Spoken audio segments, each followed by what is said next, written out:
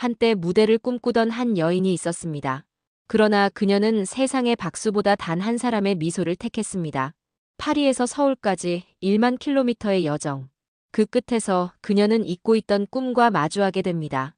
오늘 그 놀라운 이야기의 선율을 함께 따라가 보시겠습니까? 30살이 되어서야 처음으로 부모님과 떨어져 살게 됐습니다. 그것도 프랑스 파리에서 한국 서울까지 비행기로 11시간이나 걸리는 거리예요. 오늘은 제가 한국에 온 지 정확히 1년 되는 날, 그리고 부모님이 처음으로 저를 찾아오시는 날입니다. 인천공항 도착장 앞에서 초조하게 기다리는 제 심장은 마치 첫 바이올린 독주의 때처럼 쿵쾅거렸죠. 소피. 도착장 문이 열리고 부모님의 목소리가 들렸습니다.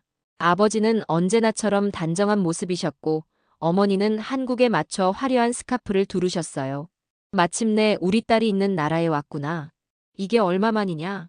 아버지가 저를 꼭 안아주셨습니다. 프랑스 고등학교에서 평생을 문학을 가르치시던 아버지는 은퇴 후에도 책 같은 문장을 쓰시죠. 공항철도를 타고 서울로 향하는 동안 부모님은 창문 밖 풍경에 시선을 떼지 못하셨어요. 기차가 정말 깨끗하구나. 파리 지하철은 비교도 안 되네. 어머니의 감탄사가 끊이질 않았습니다.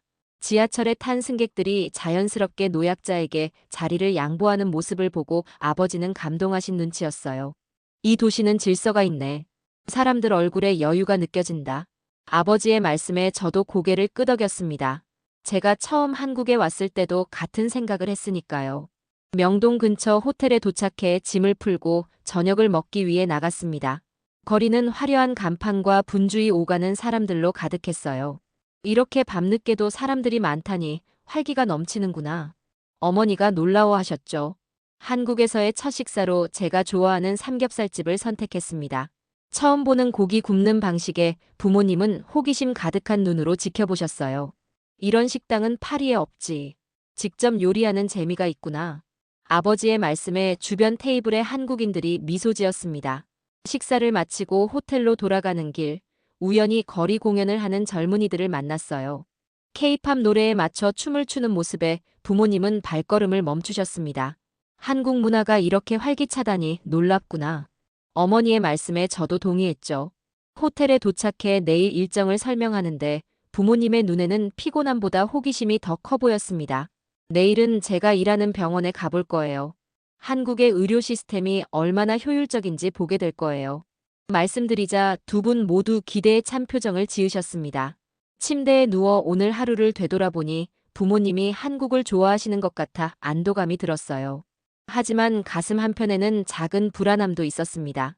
제가 바이올리니스트의 꿈을 접고 음악 치료사가 된 이유를 부모님께 제대로 설명한 적이 없으니까요.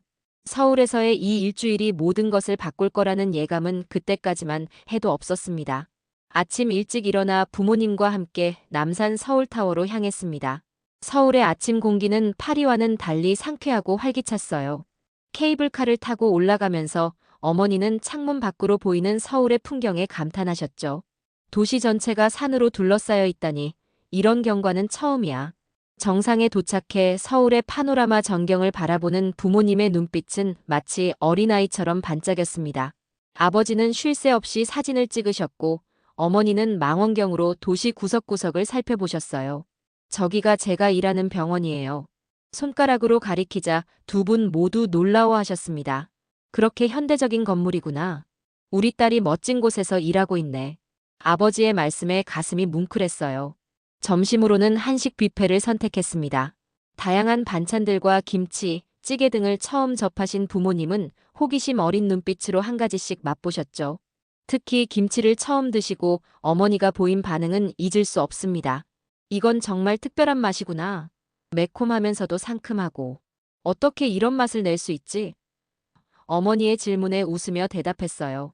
김치는 한국인의 정성이 담긴 음식이에요. 배추 하나하나에 양념을 발라 시간을 들여 숙성시키죠. 아버지는 된장찌개에 푹 빠지셨습니다. 이 깊은 맛은 뭐지? 프랑스 요리의 깊이와는 또 다른데. 아버지의 말씀에 미소를 지었어요. 된장은 한국의 대표적인 발효식품이에요. 시간이 지날수록 깊은 맛이 나죠. 한강공원으로 향했습니다. 석양이 물들이는 한강은 마치 그림 같았어요.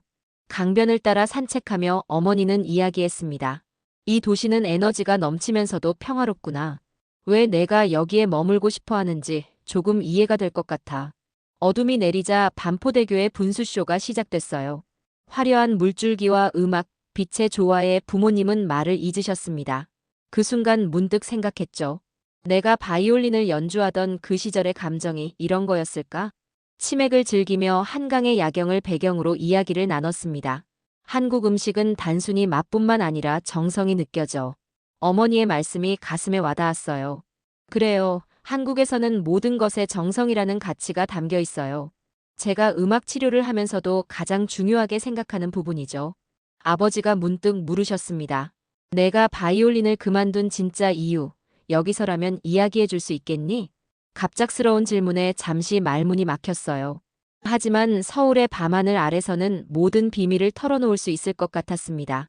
사실, 저는 음악의 완벽함보다 치유의 힘을 더 사랑하게 됐어요. 무대 위의 박수갈채보다 환자의 미소 한 번이 제게는 더 값진 거예요. 처음으로 제 진심을 말했습니다. 부모님은 잠시 침묵하시더니 따뜻한 미소로 저를 바라보셨어요. 그래서 내 눈빛이 예전보다 더 빛나는 거였구나. 어머니의 말씀에 눈시울이 붉어졌습니다. 한강의 야경과 김치의 맛처럼 제 선택도 이제야 부모님께 이해받은 것 같았어요. 다음 날 아침 부모님을 제가 일하는 병원으로 모시고 갔습니다. 현대적인 건물 외관에 부모님은 감탄하셨어요. 프랑스 병원과는 분위기가 완전히 다르구나. 아버지의 말씀에 고개를 끄덕였습니다. 한국 병원의 효율성과 첨단 장비는 제가 이곳을 선택한 이유 중 하나였으니까요. 병원 로비에 들어서자 밝은 분위기와 깔끔한 인테리어가 부모님을 반겼습니다. 이렇게 편안한 분위기라니 마치 호텔 같아. 어머니가 놀라워하셨죠. 제 동료들에게 부모님을 소개하는 시간은 묘한 자부심을 느끼게 했어요. 여러분, 이분들이 프랑스에서 오신 제 부모님이세요. 제 한국어 실력에 동료들이 박수를 쳤고 부모님은 영어로 간단히 인사하셨습니다. 병원장님께서도 특별히 시간을 내어 부모님께 병원을 소개해 주셨어요. 소피 선생님은 우리 병원의 보물입니다. 특히 치매 환자들에게 놀라운 효과를 보이고 있죠. 병원장님의 칭찬에 부모님은 자랑스러워하셨고 저는 부끄러움에 얼굴이 붉어졌습니다. 오늘은 특별히 치매 환자들을 위한 음악 치료 세션이 있는 날이었어요. 부모님을 치료실 한쪽에 모시고 세션을 시작했습니다. 10명 정도의 노인 환자들이 원형으로 앉아 있었고 저는 중앙에서 진행을 맡았죠. 오늘은 특별한 손님들이 오셨어요. 프랑스에서 오신 제 부모님이십니다. 환자분들이 반갑게 손을 흔드셨고 부모님도 따뜻하게 미소 지으셨습니다. 세션은 한국 전통 민요 아리랑과 클래식을 접목한 프로그램으로 시작됐어요. 제가 바이올린으로 아리랑을 연주하자 평소에는 무표정하던 환자분들의 얼굴에 미소가 번졌습니다. 가사를 기억하지 못하던 환자분들도 멜로디를 따라 흥얼거리기 시작했죠. 그 모습을 지켜보는 어머니의 눈가에 눈물이 맺혔어요. 환자분들과 함께 간단한 리듬 악기를 연주하며 세션은 더욱 활기를 띠었습니다. 특히 놀라웠던 건 평소 말씀을 거의 안 하시던 김 할머니께서 갑자기 노래를 부르기 시작하셨다는 거예요. 병원 스태프들조차 놀란 순간이었습니다. 이건 단순한 음악이 아니라 마법 같구나. 세션이 끝나고 어머니가 속삭이셨어요. 내가 무대 위에서 수백 명을 감동시키는 것보다 여기서 한 명의 영혼을 치유하는 모습이 더 아름답구나. 점심시간에 병원 카페테리아에서 식사를 하며 부모님께 제 일상을 더 자세히 설명했습니다. 저는 국악과 클래식을 접목한 치료 프로그램을 개발하고 있어요. 한국의 전통 음악에는 특별한 치유력이 있다고 생각해요. 아버지는 깊은 생각에 잠기셨다가 말씀하셨습니다. 내가 파리 음악원에서 공부할 때는 몰랐던 빛이 지금 내 눈에서 보이는구나. 넌 지금 진정한 음악가로 성장하고 있어. 오후에는 특별히 병원 정원에서 미니 콘서트를 열었습니다. 환자분들과 병원 직원들이 모인 가운데 제가 바이올린으로 드보르작의 유모레스크와 아리랑을 연주했어요. 연주를 마치자 어머니는 눈물을 흘리셨습니다. 이건 진짜 음악이구나. 내가 파리에서 연주할 때보다 더 깊은 감정이 담겨 있어. 어머니의 말씀에 가슴이 뭉클했습니다. 제가 무대를 떠난 진짜 이유를 이제야 부모님이 이해하신 것 같았어요. 병원을 나서며 아버지가 제 어깨를 감싸 안으셨습니다. 오늘 우리는 내가 왜 이곳을 선택했는지 이해하게 됐다. 내가 자랑스럽구나, 소피. 다음 날은 일찍 일어나 부모님께 서울의 아침을 보여드리기로 했습니다. 새벽 5시, 아직 어둑한 시간에 호텔을 나섰어요. 부모님은 이른 시간에 놀라셨지만 한국의 특별한 모습을 보여드리고 싶었습니다. 사람들이 이렇게 일찍부터 활동한다니 놀랍구나. 어머니가 말씀하셨어요. 청계천을 따라 걸으며 새벽 운동을 하는 노인들, 출근을 서두르는 회사원들을 만났습니다. 파리와는 확연히 다른 모습이었죠. 서울은 24시간 살아있는 도시예요. 언제든 필요한 걸 구할 수 있고 안전하게 다닐 수 있죠. 제 말에 아버지는 고개를 끄덕이셨습니다. 파리였다면 이 시간에 여자 혼자 돌아다니는 건 상상도 못할 일이지. 동이 트기 시작하자 종로의 골목길로 발걸음을 옮겼어요. 한옥과 현대적 건물이 공존하는 풍경에 부모님은 연신 카메라 셔터를 눌렀습니다. 역사와 현대가 이렇게 자연스럽게 어우러지다니 정말 특별한 도시구나. 아침 공기가 쌀쌀해지자 근처 편의점으로 들어갔습니다. 24시간 운영되는 편의점 문화는 부모님께 신선한 충격이었어요. 프랑스에는 이런 개념이 없지. 이렇게 편리할 수가. 편의점 안에서 따뜻한 음료를 주문하고 충동적으로 컵라면을 골랐습니다. 아침부터 라면이라니 괜찮을까? 어머니의 우려에 웃으며 대답했어요. 한국에서는 언제든 라면을 먹어도 이상하지 않아요. 이게 바로 한국 문화의 일부죠. 편의점 안작은 테이블에 앉아 라면을 끓여 나눠 먹었습니다. 처음으로 컵라면을 드시는 부모님의 반응은 기대 이상이었어요. 이렇게 간단한 음식이 이토록 맛있다니. 아버지가 감탄하셨죠. 라면을 먹으며 창밖으로 바쁘게 오가는 사람들을 관찰했습니다. 한국인들의 삶은 무척 바빠 보이지만 그 안에서도 여유를 찾는 것 같아. 어머니의 말씀에 깊이 공감했어요. 맞아요. 그래서 저도 이곳에서 제 속도를 찾을 수 있었던 것 같아요. 편의점을 나와 계속 걷다 보니 무인 시스템의 카페를 발견했습니다. 사람 없이 키오스크로 주문하고 결제하는 모습에 부모님은 놀라워하셨어요. 기술이 이렇게 일상에 녹아있다니 미래도시 같구나. 우연히 지나가던 시장에 들어가 아침 시장의 활기를 느꼈습니다. 상인들의 정겨운 호객 소리, 신선한 식재료의 향기에 부모님은 푹 빠지셨어요.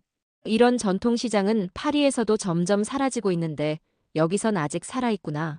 시장 한편에서 떡볶이를 파는 할머니를 발견했습니다. 아침부터 떡볶이라니 생각지도 못했지만 호기심 많은 아버지가 먼저 주문하셨어요. 우리 문화는 식사 시간과 메뉴가 엄격한데 여기선 자유롭구나. 떡볶이의 매콤한 맛에 아버지는 땀을 흘리셨지만 계속 드시더군요. 이건 중독성이 있어. 이제 파리로 돌아가면 이런 맛을 어디서 찾지? 그 말씀에 웃음이 터졌습니다. 다음에 제가 파리에 갈 때 떡볶이 레시피를 가져다 드릴게요.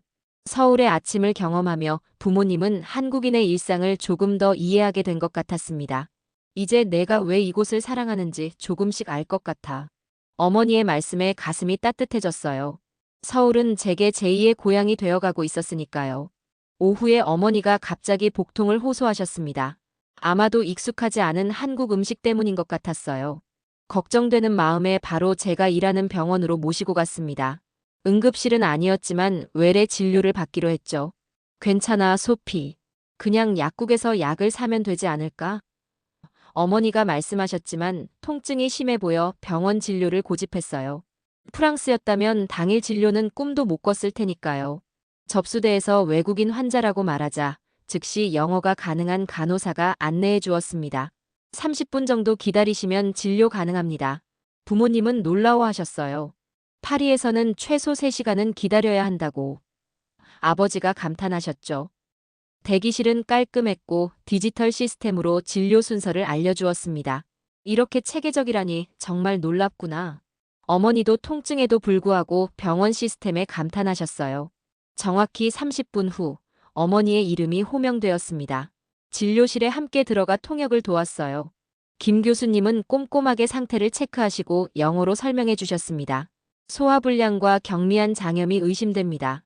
걱정하지 마세요. 금방 나아질 겁니다. 진단 후에는 바로 혈액 검사와 초음파 검사를 받게 되었어요. 이렇게 당일에 모든 검사를 다 할 수 있다니. 아버지는 계속 놀라워하셨습니다. 프랑스에서는 초음파 검사 예약만 3주를 기다려야 한다고. 검사 결과는 1시간 만에 나왔고 김 교수님은 영어로 자세히 설명해 주셨습니다. 단순 소화불량입니다. 한국 음식에 적응하는 과정이니 걱정하지 마세요. 이 약을 드시면 곧 좋아질 겁니다. 약국에서 처방약을 받는 과정도 매우 빨랐어요. 약사님은 약 복용법을 영어로 친절하게 설명해 주셨고, 약 봉투에도 영어로 표기가 되어 있었습니다. 한국은 외국인 환자를 위한 시스템이 잘 갖춰져 있구나. 어머니가 감탄하셨어요. 병원을 나오는 길에 아버지가 말씀하셨습니다. 프랑스에서는 상상도 못할 일이야. 하루 안에 진료부터 검사, 처방까지 모두 끝내다니. 저도 처음 한국 의료 시스템을 경험했을 때 똑같이 놀랐던 기억이 났어요.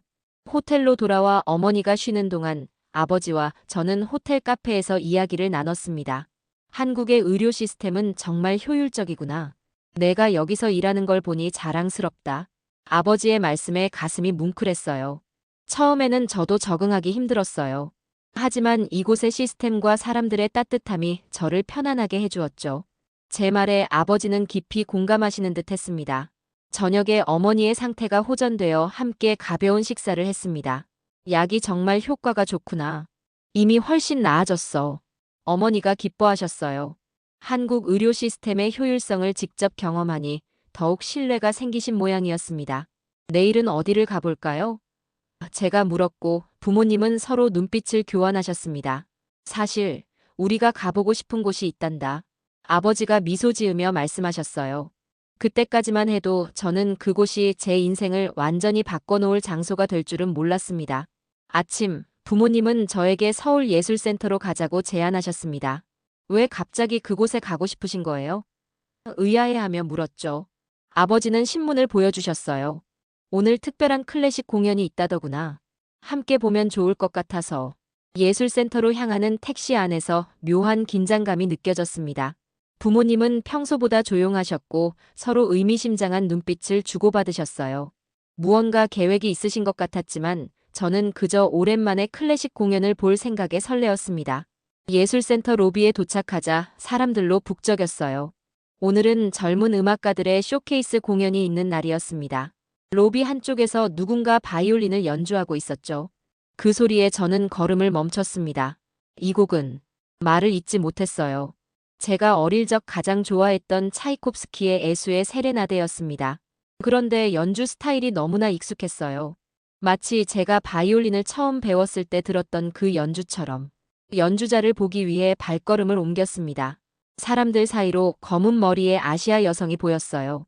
약 50대로 보이는 우아한 자태의 여성이었죠. 그 순간 심장이 멎는 것 같았습니다. 유정 선생님? 목소리가 떨렸어요. 15년 전 파리에서 저에게 바이올린을 가르쳐 주셨던 한국인 선생님이었습니다. 제가 음악의 아름다움을 처음 깨닫게 해주신 분이었죠. 연주를 마친 유정 선생님이 고개를 들어 저를 바라보셨습니다. 잠시 눈을 깜빡이시더니 놀란 표정을 지으셨어요. 소피, 정말 너니? 선생님의 목소리는 15년 전과 똑같았습니다. 우리는 서로를 꼭 안았어요. 눈물이 저절로 흘렀습니다. 어떻게 여기서 만나게 된 거죠? 제가 물었지만 부모님의 미소를 보고 곧 이해했어요. 이것은 계획된 만남이었던 거죠. 소피, 우리가 서프라이즈를 준비했단다. 어머니가 설명해 주셨어요. 몇 달 전부터 유정 선생님을 찾아보려고 노력했지. 그리고 마침내 선생님이 서울로 돌아오셨다는 소식을 들었단다. 유정 선생님은 여전히 제 손을 잡고 놓지 않으셨습니다. 소피, 넌 내 가장 특별한 제자였어. 내가 바이올리니스트의 꿈을 접었다는 소식을 들었을 때 너무 슬펐단다. 카페에 앉아 유정 선생님과 지난 15년을 나눴습니다. 선생님은 파리에서의 교습 생활을 마치고 5년 전 서울로 돌아오셨다고 해요. 지금은 서울예술대학에서 후학을 양성하고 계셨죠. 소피, 내가 음악치료사가 됐다고 들었어. 정말 자랑스럽구나. 유정 선생님의 말씀에 가슴이 뭉클했어요. 사실 바이올리니스트가 되지 못해 선생님께 죄송했어요. 유정 선생님은 따뜻하게 미소 지으셨습니다. 왜 그렇게 생각하니? 음악은 형태가 다를 뿐 영혼을 치유하는 힘은 같단다. 내가 지금 하는 일이 진정한 음악가의 길이야. 점심을 함께하며 유정 선생님은 제가 어렸을 때 바이올린을 처음 잡았던 순간을 회상하셨어요. 당신이 그 아이였군요. 늘 꿈꾸던 그 눈빛 기억나네요. 소피는 처음부터 달랐어요. 기술보다 감정을 중요시했죠. 부모님도 그 시절 이야기에 동참하셨습니다. 유정 선생님이 없었다면 소피는 음악의 즐거움을 몰랐을 거예요. 아버지의 말씀에 모두가 고개를 끄덕였죠. 오후 공연이 시작되기 전 유정 선생님이 제게 조용히 물으셨어요. 바이올린을 아직도 연주하니? 솔직히 대답했습니다. 가끔이요. 하지만 무대에 오르진 않아요. 유정 선생님은 작은 미소를 지으셨습니다. 내일 내 수업에 와줄래? 특별한 계획이 있단다. 선생님의 제안에 망설임 없이 수락했어요. 바이올린과 저의 관계는 이제 새로운 전환점을 맞이하게 될 것 같았습니다. 다음 날 아침 설렘과 긴장으로 유정 선생님의 수업이 열리는 서울예술대학으로 향했습니다. 부모님도 함께였죠. 캠퍼스는 아름다웠어요. 현대적인 건물과 전통적인 한국 정원이 조화를 이루고 있었습니다. 음악관 연습실에 들어서자 유정 선생님이 반갑게 맞아주셨어요. 와주어서 고마워, 소피. 강의실에는 10명 정도의 학생들이 바이올린을 준비하고 있었습니다. 모두 호기심 어린 눈빛으로 저를 바라봤어요. 여러분, 오늘은 특별한 손님이 왔어요. 파리에서 제가 가르쳤던 제자 소피 마르탱입니다. 현재는 음악치료사로 서울에서 활동하고 있죠. 유정 선생님의 소개에 학생들이 박수를 쳤습니다. 잠시 후 유정 선생님이 제게 바이올린을 건네셨어요. 오늘 학생들에게 음악 치료의 중요성에 대해 이야기해 줄래? 그리고 가능하다면 연주도 부탁해. 갑작스러운 요청에 당황했지만 거절할 수 없었습니다. 학생들 앞에 서서 제 이야기를 시작했어요. 음악은 단순한 소리의 나열이 아닙니다. 영혼을 울리는 언어죠. 제가 바이올리니스트에서 음악 치료사로 전향한 이유도 바로 그 때문이에요. 학생들은 집중해서 들었습니다. 제 경험과 사례들을 나누며 음악의 치유력에 대해 설명했어요. 완벽한 테크닉보다 중요한 것은 감정의 전달입니다. 환자들은 여러분의 실수를 듣지 않아요. 오직 진심만 듣죠. 이야기를 마치고 바이올린을 들었습니다. 오랜만에 많은 사람들 앞에서 연주하려니 손이 떨렸어요. 하지만 유정 선생님의 따뜻한 미소에 용기를 얻었습니다. 차이콥스키의 애수의 세레나데를 연주하기 시작했어요. 처음에는 긴장했지만 곧 음악에 몰입했습니다. 눈을 감고 느낌에 집중했어요. 파리에서의 어린 시절, 첫 레슨, 첫 콩쿠르, 그리고 음악을 포기했던 순간들. 모든 감정이 바이올린을 통해 흘러나왔습니다. 연주를 마치자 교실은 잠시 침묵에 빠졌어요. 그리고 갑자기 우렁찬 박수가 터져나왔습니다. 학생들의 눈에는 감동의 빛이 어려 있었고 부모님은 자랑스러운 눈빛으로 저를 바라보고 계셨어요. 유정 선생님이 다가와 제 손을 잡으셨습니다. 소피, 넌 여전히 놀라운 바이올리니스트야. 테크닉은 조금 녹슬었을지 모르지만 내 감정은 더 깊어졌어. 수업이 끝난 후 유정 선생님은 제게 놀라운 제안을 하셨어요. 다음 주 금요일 병원에서 작은 음악회를 열면 어떨까? 내 학생들과 너 그리고 병원 환자들이 함께하는. 그 제안에 망설임 없이 동의했습니다. 정말 좋은 생각이에요. 환자분들에게 특별한 선물이 될 거예요. 캠퍼스 내 카페에서 유정 선생님과 더 깊은 대화를 나눴습니다. 사실 소피, 내가 왜 바이올린을 그만뒀는지 항상 궁금했어. 선생님의 질문에 마침내 제 진심을 털어놓을 수 있었어요. 파리 음악원 마지막 학년 때였어요. 중요한 콩쿠르를 앞두고 너무 큰 압박감에 시달렸죠. 완벽해야 한다는 강박이 저를 괴롭혔고 결국 무대 공포증이 찾아왔어요. 유정 선생님은 깊이 공감하며 고개를 끄덕이셨습니다. 그랬구나. 그때 내가 내 곁에 있었다면 좋았을 텐데. 하지만 그 실패가 저를 음악 치료의 길로 인도했어요. 저와 같은 아픔을 가진 사람들을 도울 수 있게 됐죠. 제 말에 유정 선생님은 따뜻한 미소를 지으셨습니다. 소피, 인생에는 실패가 없어. 오직 다른 길로 인도하는 전환점만 있을 뿐이야. 유정 선생님의 말씀은 제 마음에 깊은 위로가 되었어요. 그날 밤 호텔로 돌아와 오랜만에 제 바이올린 케이스를 열었습니다. 한국에 올 때 가져왔지만 거의 연주하지 않았던 악기였죠. 손가락으로 현을 가볍게 튕기며 생각했어요. 이제는 무대 공포증을 극복할 준비가 된 걸까? 일주일간 유정 선생님과 집중적으로 연습했습니다. 병원 음악회를 위해 특별한 프로그램을 준비했어요. 한국 전통 민요 아리랑과 클래식을 접목한 곡, 그리고 환자들과 함께할 수 있는 간단한 연주곡들이었죠. 무대 공포증을 이겨내기 위해 유정 선생님은 특별한 호흡법과 명상법을 가르쳐 주셨습니다. 소피, 완벽함을 추구하지 말고 진심을 전달하는 데 집중해. 그게 진정한 음악이야. 음악회 당일 병원 강당은 환자와 가족들, 의료진으로 가득 찼습니다. 병원장님의 특별한 배려로 작지만 의미 있는 무대가 마련됐어요. 무대 뒤에서 바이올린을 조율하며 떨리는 마음을 진정시켰습니다. 긴장하지 마, 소피. 유정 선생님이 제 어깨를 토닥이셨어요. 너는 이미 충분히 준비되어 있어. 그냥 내 마음을 연주하면 돼.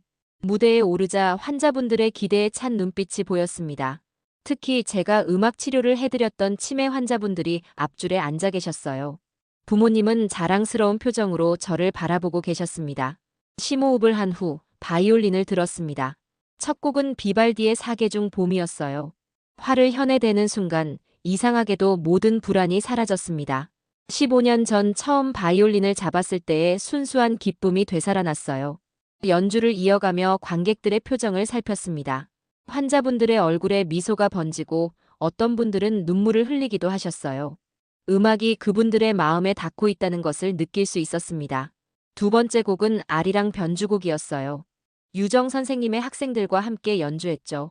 한국 전통 선율과 서양 클래식의 하모니는 독특한 감동을 선사했습니다. 어머니의 눈에 눈물이 고이는 것을 보았어요. 마지막 순서는 환자분들과 함께하는 시간이었습니다. 간단한 리듬 악기를 나눠드리고 제가 바이올린으로 이끌며 다 함께 연주했어요. 처음에는 어색해하시던 환자분들도 점차 흥겨워지셨고 병원 강당은 웃음소리로 가득 찼습니다. 공연을 마치고 관객들이 기립박수를 보내주셨어요. 제 가슴은 벅차올랐습니다. 이것이 진정한 음악의 힘이구나. 완벽한 테크닉이 아닌 마음과 마음을 잇는 다리로서의 음악. 무대에서 내려와 유정 선생님과 포옹했습니다. 소피, 너는 정말 특별한 음악가야. 내가 자랑스럽다. 선생님의 말씀에 눈물이 흘렀어요. 부모님도 달려오셔서 저를 안아주셨습니다. 우리 딸이 마침내 제 자리를 찾은 것 같구나. 아버지의 말씀에 고개를 끄덕였어요. 정말로 제 자리를 찾은 것 같았습니다. 음악회 후 작은 리셉션이 열렸어요. 환자분들이 한 명씩 다가와 감사 인사를 전하셨습니다. 특히 기억에 남는 건 치매로 말씀을 거의 못하시던 김할머니께서 제 손을 잡고 하신 말씀이었어요. 내 딸이 이렇게 연주했었지. 고마워요. 그 짧은 한마디가 제게는 가장 큰 상이었습니다. 밤늦게 한강공원을 산책하며 부모님과 유정 선생님과 이야기를 나눴습니다. 이제 어떤 계획이 있니, 소피? 유정 선생님이 물으셨어요. 잠시 생각한 후 대답했습니다. 음악 치료와 연주를 병행하고 싶어요. 두 가지 다 제 정체성이니까요. 그리고 유정 선생님과 함께 환자들을 위한 정기 음악회를 열고 싶습니다. 모두가 그 아이디어에 환호했어요. 서울의 밤하늘 아래 새로운 꿈이 피어나고 있었습니다. 서울은 제게 악보 없는 인생에 다시 선율을 안겨준 도시입니다. 제 말에 부모님과 유정 선생님은 따뜻한 미소를 지으셨어요. 그리고 이곳에서 저는 마침내 진정한 음악가가 되었습니다. 완벽한 테크닉을 가진 바이올리니스트가 아닌 마음을 치유하는 음악가로요. 한강의 야경을 배경으로 우리는 미래의 계획을 나눴습니다. 부모님은 1년에 2번 서울을 방문하기로 하셨고 유정 선생님은 제 음악 치료 세션에 가끔 참여하기로 하셨어요. 이제 제 인생의 새로운 악장이 시작되었습니다. 파리에서 잃어버렸던 꿈을 서울에서 다시 찾은 것이죠. 그리고 그 꿈은 이전보다 더 아름답고 의미 있게 변화해 있었습니다. 서울은 제게 제2의 고향이 되었습니다. 잊고 있던 꿈을 다시 꺼낸 곳, 그리고 그 꿈에 새로운 의미를 부여해준 도시. 이곳에서 저는 계속해서 음악으로 마음을 치유하며 제 자신의 상처도 치유해 나갈 것입니다. 서울은 단지 도시가 아니었습니다. 마음을 감싸주는 따뜻함, 그리고 잊고 있던 꿈을 다시 꺼내게 해준 무대였죠. 저는 이제 누군가의 아픔을 감싸는 선율로 살아가고 있습니다. 완벽함보다 진심을 연주하는 음악가로. 혹시 여러분도 오랜 시간 잊고 지낸 꿈이 있으신가요? 이 이야기가 그 꿈에 다시 손을 내밀 수 있는 용기를 드릴 수 있길 바랍니다. 오늘도 서울의 병원 어딘가에서 조용히 마음을 어루만지는 음악이 흐르고 있습니다. 그 음악 속에 담긴 작은 진심이 누군가에게 큰 위로가 되기를 바라며 감사합니다.